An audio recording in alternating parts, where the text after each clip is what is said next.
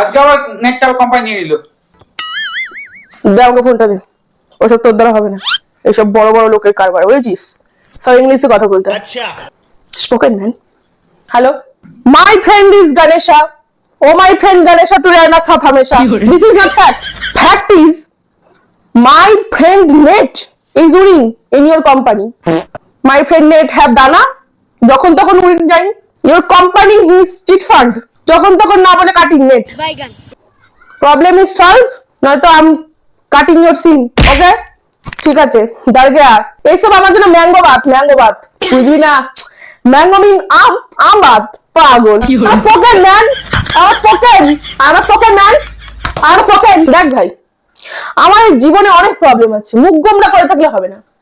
এটাকে যদি আমরা স্পোকেনে বলি তাহলে কি বলবো? আমার জীবন ইজ মেনি ইস্যু, আচ্ছা, many many many many issue. This issue is cutting, যখন আমরা কাজকর্ম করি।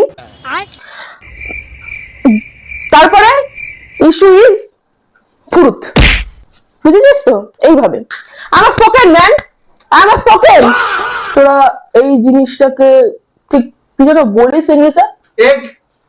এগ কথা ঠিক এগ না, স্পোকেনে এটাকে বলে এগ। কি বলে? এগ। এর পরের থেকে এগ এরকম বলবি না, বলদার মতো এগ এরকম বলবি না, কথা কি বলবি? এগ। ঠিক আছে, মুখটা আ আ হবে, এগ। ওকে, আমার স্পোকেন ম্যান, আমার স্পোকেন। যেমন ধর, রাম বনে ফুল তোলে, এই কথাটাকে ইংলিশে বললে spoken, spoken man, not normal English, is spoken. আচ্ছা, ঠিক কেমন হবে?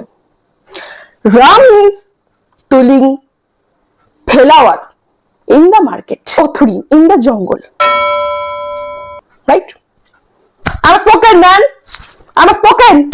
Why are you crying, friend? Why are you crying? Crying? Why are you crying? আমার ব্রেকআপ হয়ে গেছে।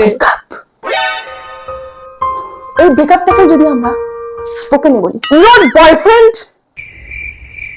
tore your heart like dice shape, dice like আলুর দম কা আলু, আলু dice, that's like dice shape.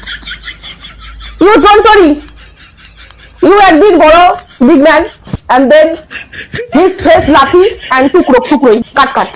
Me telling, I'm a spoken man, I'm a spoken, I'm a spoken man, I'm spoken.